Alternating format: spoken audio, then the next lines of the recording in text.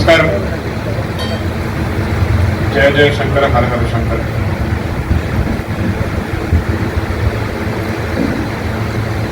I'll start with the correction. Perhaps it's an important correction. I'm not 39, I'm 38.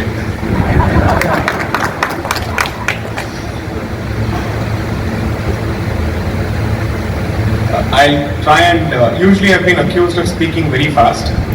So I'll try and bring it down to 0.75x, as they say in YouTube, and if necessary 0.5x.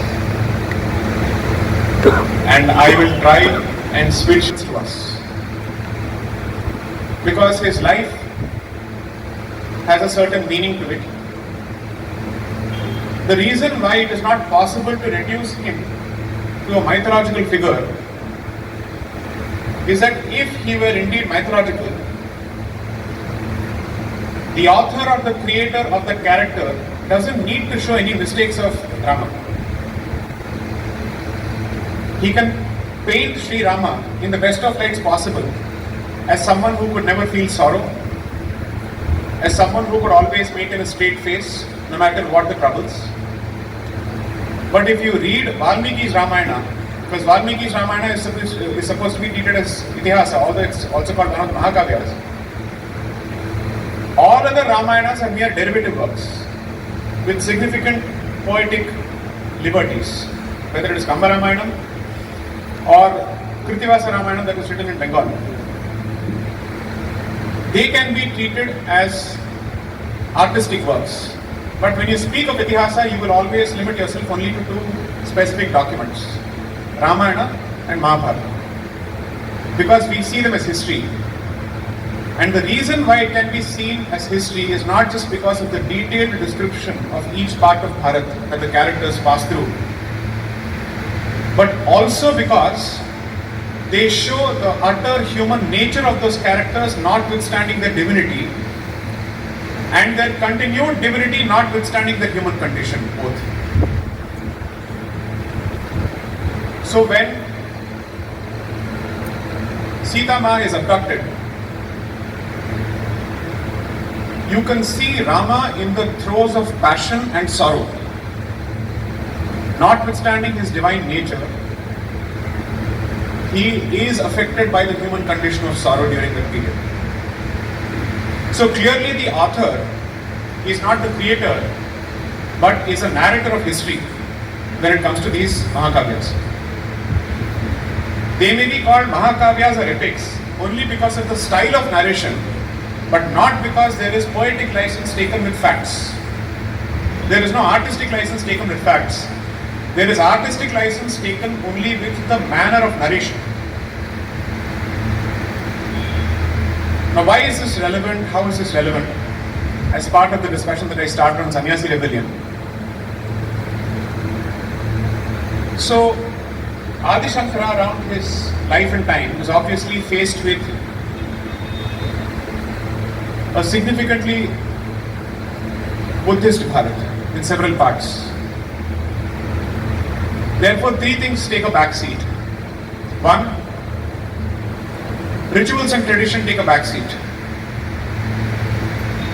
Because the Bauddha point of view and the Jain point of view reject Vedas as the primary pramana. That is what makes them the Nastikas. So the difference between the English word atheist and the Hindu word Nastik is not lack of belief in a deity, but lack of belief in Veda as the primary pramana.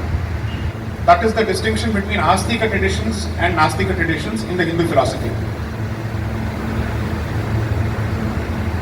The ones who do not believe in the existence of a higher being altogether are called Charvakas. Who don't believe in the concept of karma, reincarnation, multiple lives, moksha, nothing, or the purusharthas for that matter. Because they believe that there is nothing beyond the life as it exists now, therefore life has to be lived in the present. That is their belief. Therefore, according to them, since there is no concept of karma, there is also no concept of good action and bad action. You can get away with anything. I am not sure that is a particularly great philosophy to have in society. Which is why, traditionally, the Hindu school of thought has kept the Charvakas on the fringe. and said you can exist merely because we respect your right to exist. But you can never become the mainstream under any circumstances. Because if you become the mainstream, there is no concept of social order, there is no concept of consequence for action, there is no concept of law and order, there is no concept of justice. And therefore anybody can get away with anything. It's as good or as bad as saying people can continue to drive on the streets without the need for a traffic signal whatsoever. You can drive however you want. There are only two conditions when that can happen. One, when you don't have respect for the need for order. Second, when you are so evolved that you can trust people to not need a signal. But until such time arrives, you need a Raja Dharma, you need a Danda Prakriya, you need some respect for the possibility of punishment. Until that stage arrives, until everybody evolves to that stage, you need a Nyaya Pranali. So that is why Charvakas have been typically kept on the fringes. Now when you read his life and time, obviously he is surrounded by an ocean of Nastika philosophy being supported significantly by the ruling powers of that time. And therefore, a man from this land, a divine supreme being from this land, or at least an ansh of the supreme being from this land, travels across the length and breadth of Bharat, engaging in what Malayalis are best at, arguments.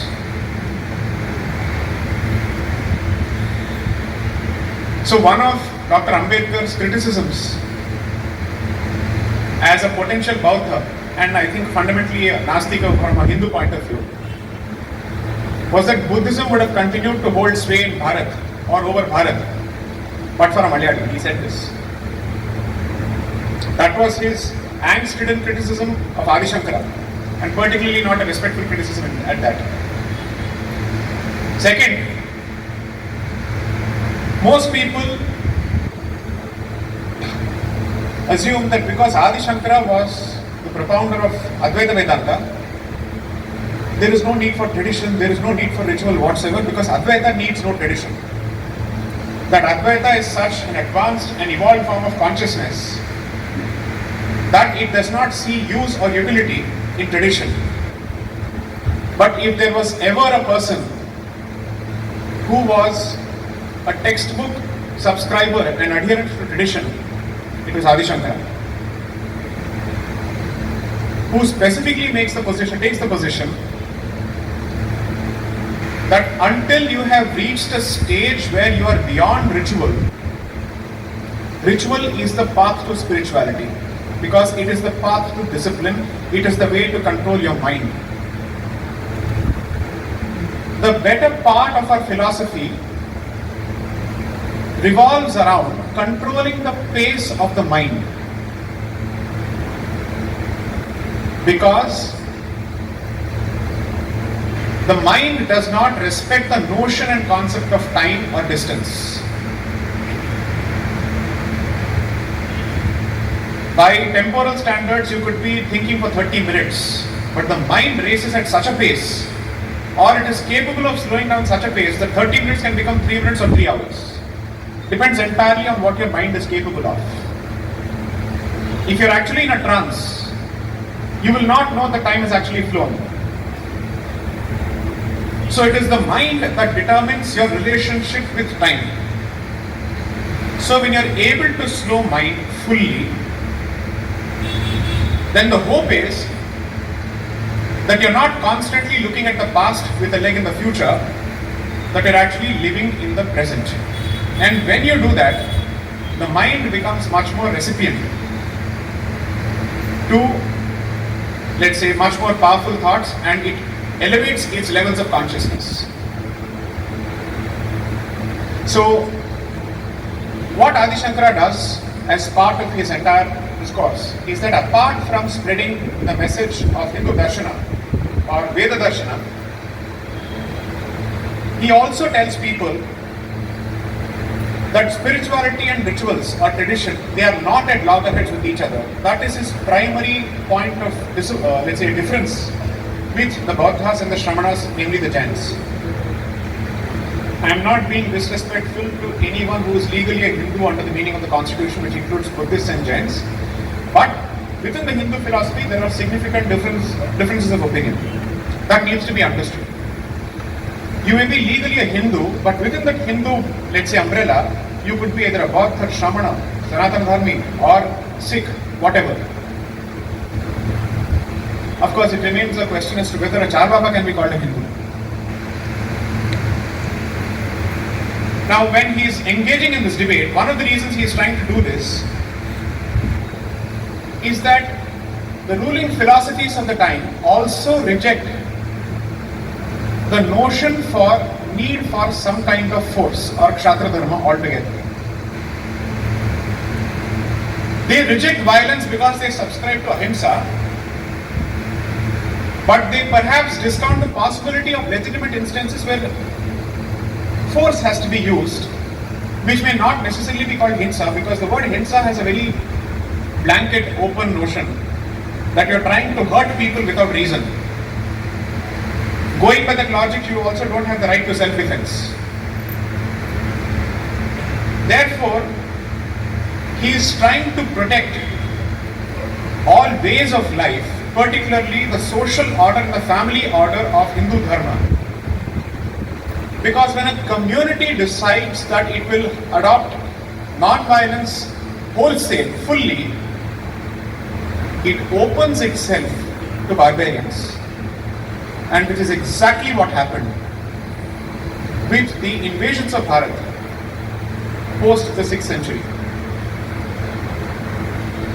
Because any philosophy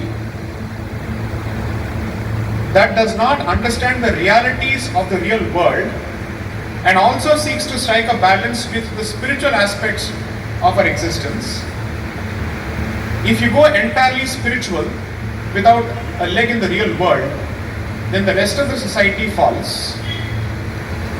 And if you limit yourself only to the existing world or the worldly existence, then for all practical purposes you are a Charvaka. So the idea is to strike a balance between both. So what does he do? What does this great being do? Two things he does. One, apart from having an argumentative battle with the Nastikas, he is the one to set up the Dasanami order of saints. Giri, Puri, Aranya, so on and so forth. These are the 10 surnames on the basis of which Shankaracharyas are established across the country. And 4 Pithas are established. Of course, there could be some debate or difference of opinion on which are those Pithas. I don't wish to get into that.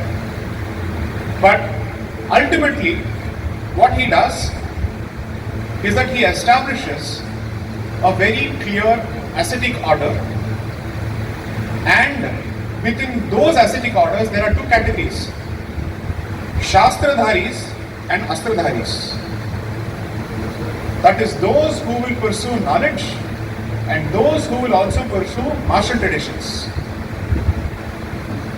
So several akhadas were set up as part of this process. Nagasadhus are a part of this particular tradition. And it is the Nagasadhus who significantly lead the Sannyasi rebellion in the 18th century. So what he established in perhaps 6th century BCE continues to prove its existence and its value in the 19th century and in the 18th century. And in between, they fight the Mughals, they fight all those armies which are hell-bent on destroying our places of worship. You will find them regularly allying with Rajputs and the Marathas as part of their armies. So Aadi Sankara, as much as he represents Brahmatejas, he also understands the value of Kshatriya, both. That, I think, is an extremely important lesson for the Hindu society of today. A lot of people, when they become, let's say, evolved, or when they think they are climbing the ladder of society, immediately turn vegetarians. Hinduism is not vegetarianism. And I think it's very important to say that. You need both, depending on what you wish to pursue.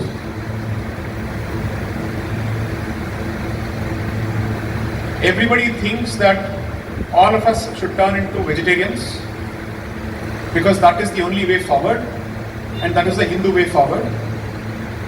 Sitting in the temple, I'm making this statement that each varna, depending on the profession that you pursue, is entitled to consume whatever is necessary with certain restrictions, with very clear restrictions. There was recently a controversy surrounding the depiction of Sri Rama in a Tamil movie on whether he can be shown as consuming non-vegetarian. He was a Kshatriya, what else do you expect? So before he goes out for his exile, he seeks the advice of Vasishtha on what is it that he is allowed to consume when he goes to the forest, because obviously he has to survive out there and he still has to follow his Nitya Karma practices and all the codes of prescriptions and prohibitions which are prescribed for a Kshatriya. So Vasishtha prescribes to him what kind of meat he can consume there and says you can consume the meat of certain animals which are described as animals having panchanakhena, which is 5 nails or 5 fingers. What is it that you can consume, what you cannot? I am perhaps trying to send a message that as much as the society values or the Hindu Darshana values vegetarian prescriptions for certain communities, it equally understands the need for others to consume other things.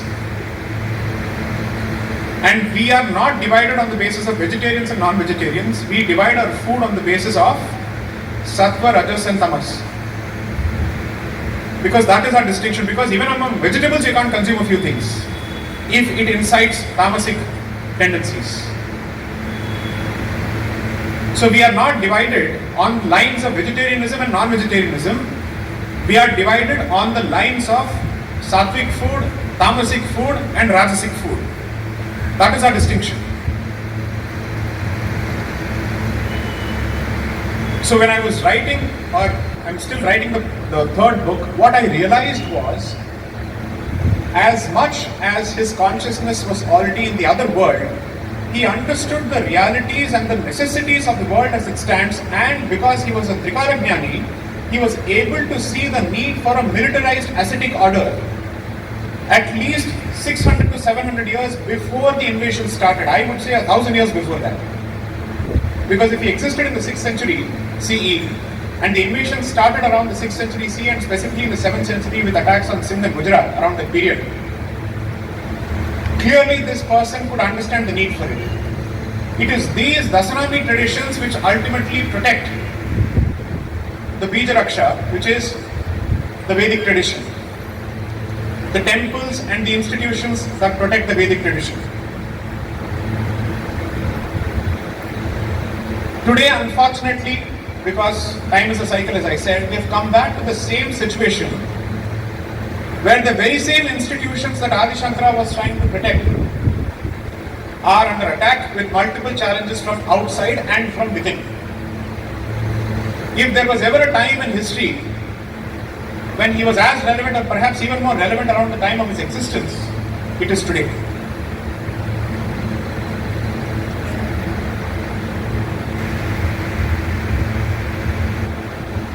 Aadi Sankara perhaps represents the best possible way of dealing with the challenges of Kali Yuga. Because there is also the concept of Yuga Dharma.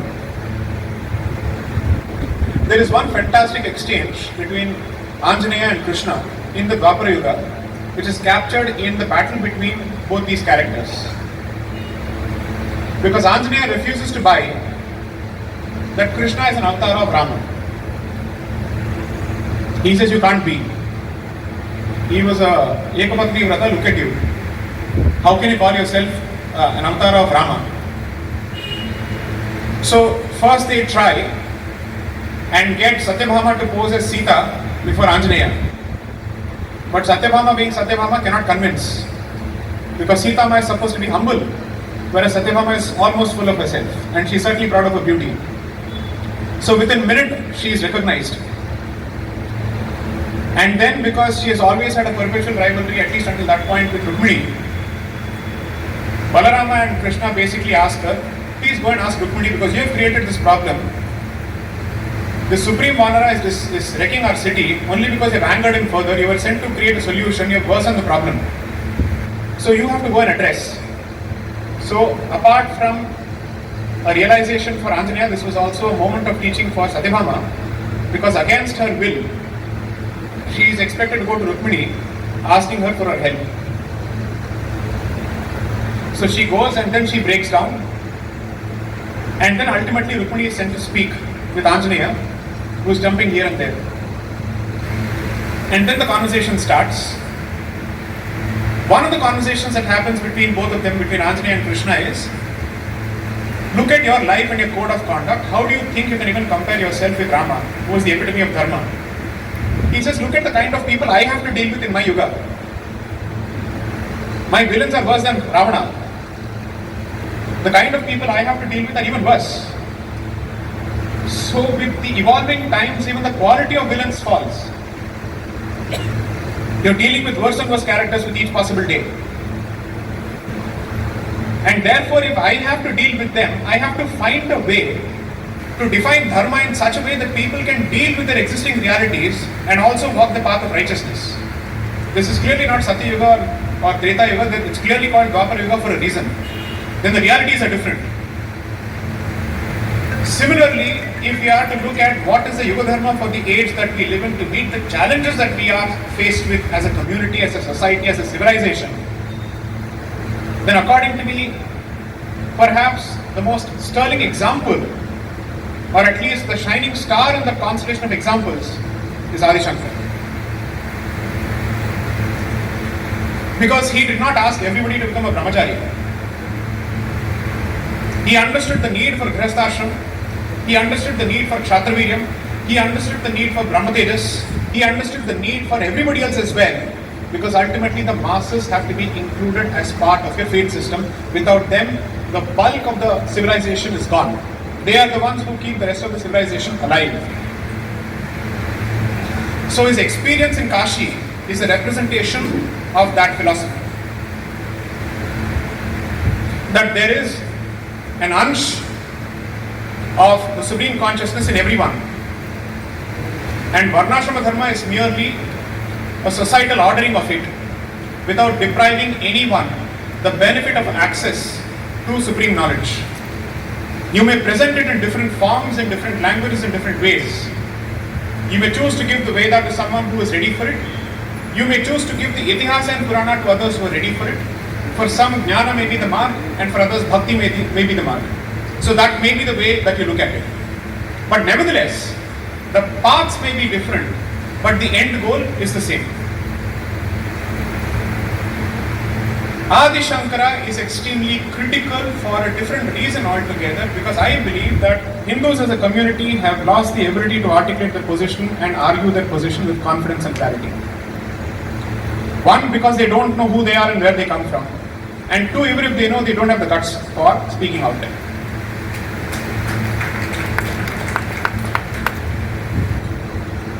And the one who was doing this was an average sized human being with no weapon in his hand except his dandi.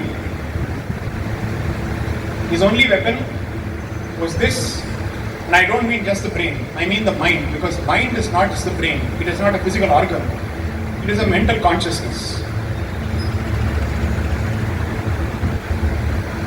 So, today as a community, I think you have both sets of challenges.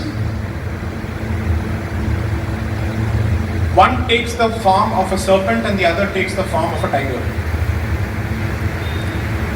Now, who is the serpent and who is the tiger, I leave it to your imagination. But you must have the ability to deal with the serpent as well as the tiger. And therefore, Brahmatejas and Kshatriya, both. The reason why I typically bring up these topics, even in these pure surroundings, is because this is exactly the place which should have started with these conversations. And because such places are controlled by others who have no faith in our belief systems, in our way of life, it is important to unshackle these places so that we can have these conversations to unite the community and to also to face the challenges facing the community.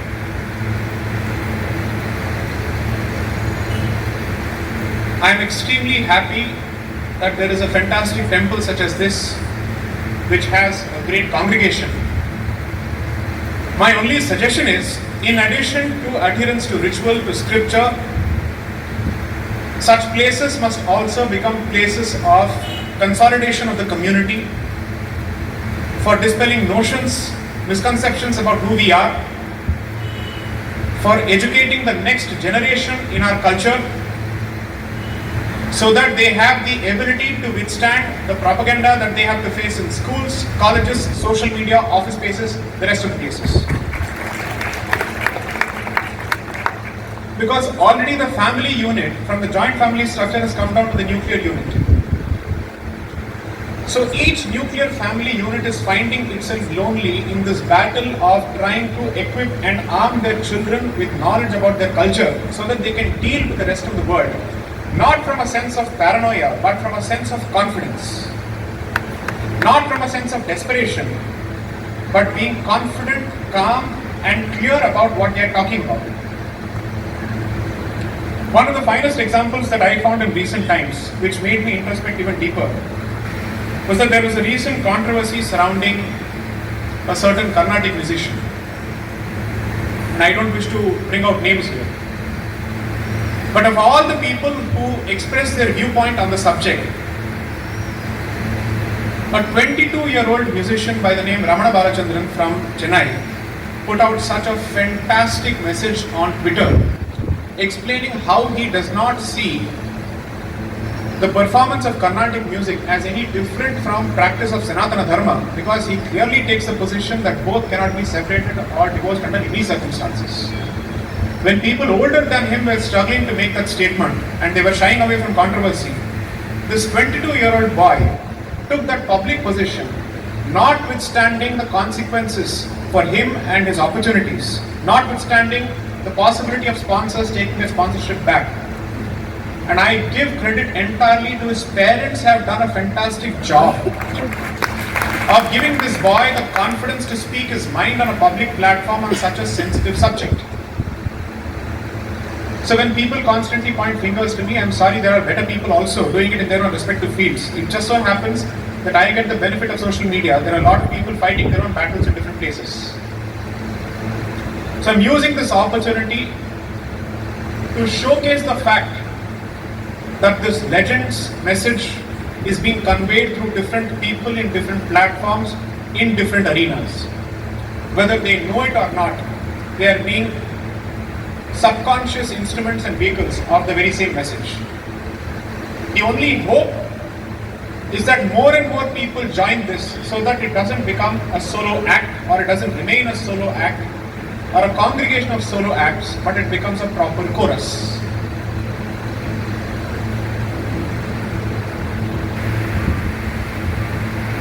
Today we are being told that Dakshin Bharat has a separate identity altogether and it has nothing to do with the North. Well, in the land of Vadakanathan, I have to say, sorry, there is no such division. There is no such division in Bharat. Bharat is Bharat. We are not separated by language, we are not separated by culture, we are not separated by physical features.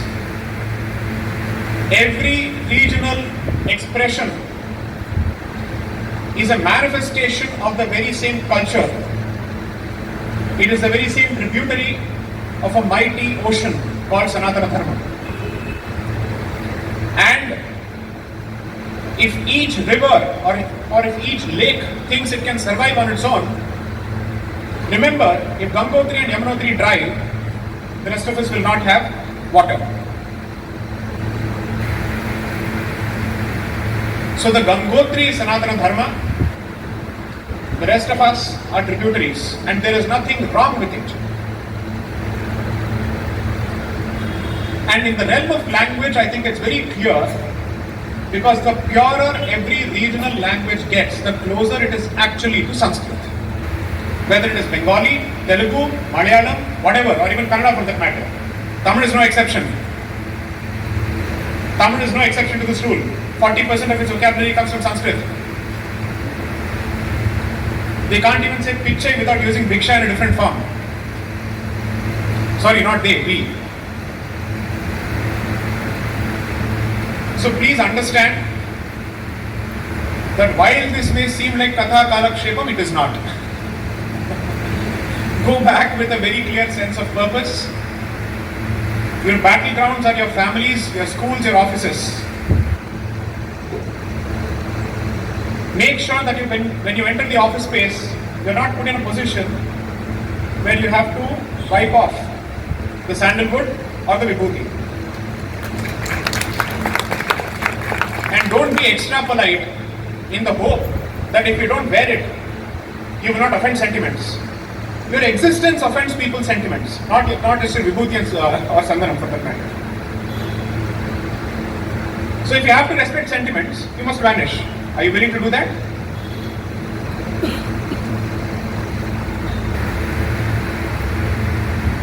Whether it is Sri Rama or Parashurama or Aadi Sankara, everyone represents, according to me, a spirit of resistance to a tyrannical ideology.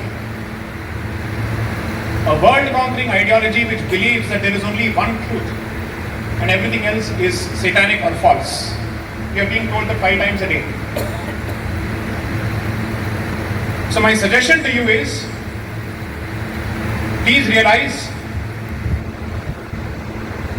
that we are not looking at potential challenges. Those challenges have already started knocking our doors in different forms. They are in the here and in the now, in the present. So find your way of supporting this movement, this cultural awakening in your own ways. If you have the ability of Lakshmi, use Lakshmi to support. If you have Saraswati, use Saraswati to support. Find a way to support every Hindu who needs help, regardless of who they are and where they come from.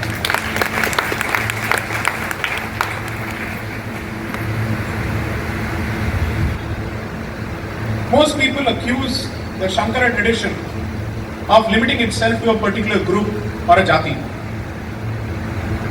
Nothing could be further from the truth.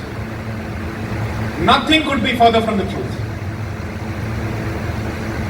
And I genuinely hope we haven't bought that lie as well.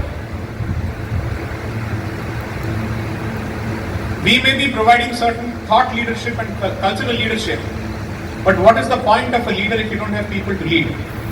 Who are you leading ultimately? Who is this for? So we have to find a way to bring more and more people into the fold if they feel neglected. I am not accusing anyone of being an oppressor at all. I don't subscribe to that school of philosophy whatsoever. Fortunately, I am not from JNU or its branches in this part of the country. So my suggestion is, the larger message is we will not survive the challenge that we face as a civilization if we don't come together. And the events of the last 3 months at the national scale have thoroughly established that. Please find a way to go beyond organizational loyalties and commit yourself to the cause of the civilization, because the civilization is much more important than the individual or an organization. Although this may be a repetitive message of mine across platforms, I will keep saying this in different ways until the message is drilled into people's heads and they start acting on it. Because the moment we go back to our homes, we go back to our respective small identities, as opposed to thinking at the larger level.